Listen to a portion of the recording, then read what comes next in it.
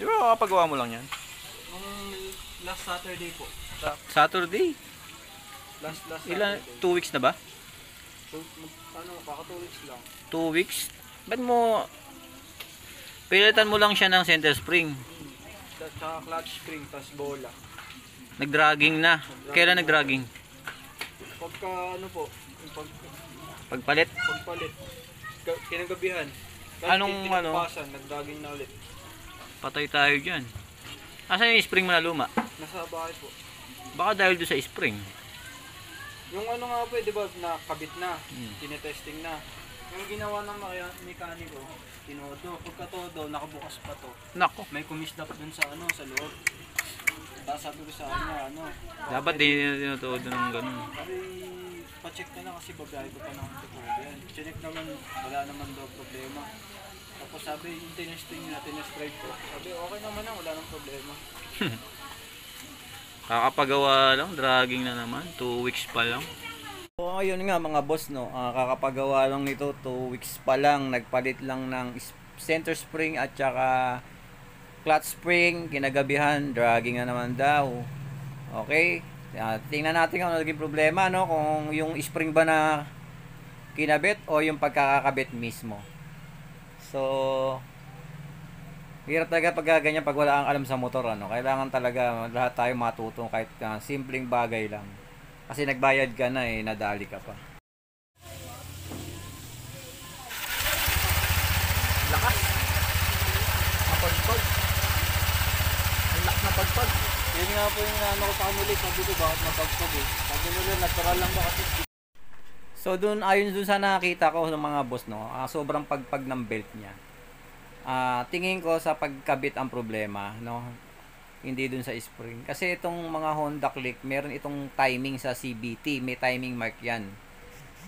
So marami na rin nag-vlog yan. Siguro yung iba hindi pa alam.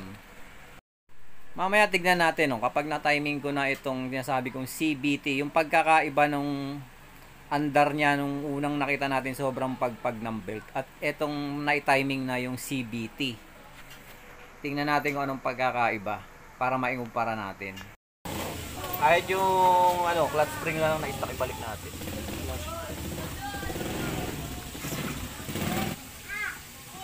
Baliktad ang kabit. Pero walang problema naman to sa dragging.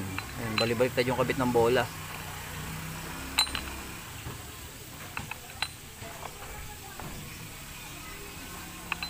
Okay.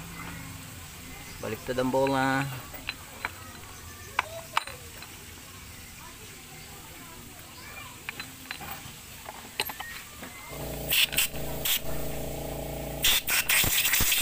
Ito sinasabi ko sa inyo mga boss, no, may tamang kabit itong CBT ng ating Honda Click. May timing yan, hindi yan basta-basta sinasalpa. Kaya nagkaroon ng dragging kanina, no, sobrang vibrate nung kanyang belt. Masyadong mapagpag. Mamaya pag naitama natin to, so magbubukod na lang ako ng tutorial dyan mga boss, no. Sa ngayon hindi muna ako nag-tutorial dahil walang tagahawak ng camera mga boss, no, walang taga-tutok dito sa pulley. So hindi natin makikita yung pinaka timing mark niya.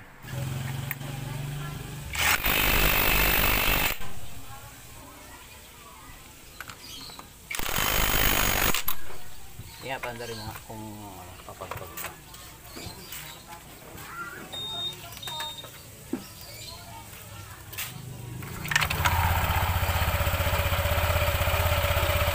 Ganda na ng andar, oh. Ayun ang pagpag niyan. Hindi na yan, ayun, lakas eh. Ang vibrate.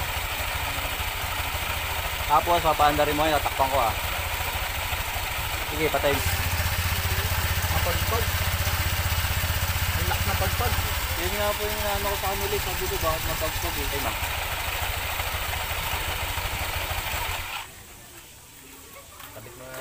Ayun, pasensya na kayo mga boss, no, magbubukod na lang tayo ng tutorial tungkol dun sa pag-timing ng CBT para lang dun sa mga hindi pa nakapanood, no, kasi may mga gumawa na niyan dati, no.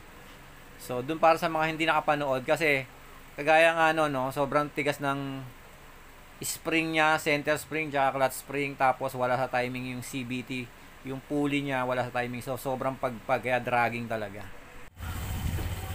Ikot mo.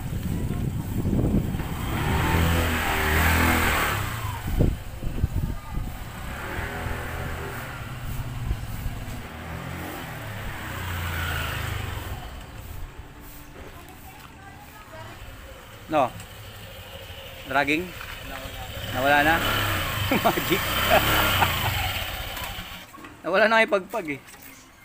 Baka sa belt po siguro ano yun. Hindi, mali yung ano nila. Wala sa timing yung ano. May timing yan eh. Yung drive pace. May timing mark yan. Hindi na tiniming. Tsaka yung bola, mali-mali yung bali-baliktad yung kabit. Nawala? Nawala po. Dragging, wala na agad. Oh, kakabit ko na yung tornilyo, wala na kamo eh. Obserbahan mo na lang.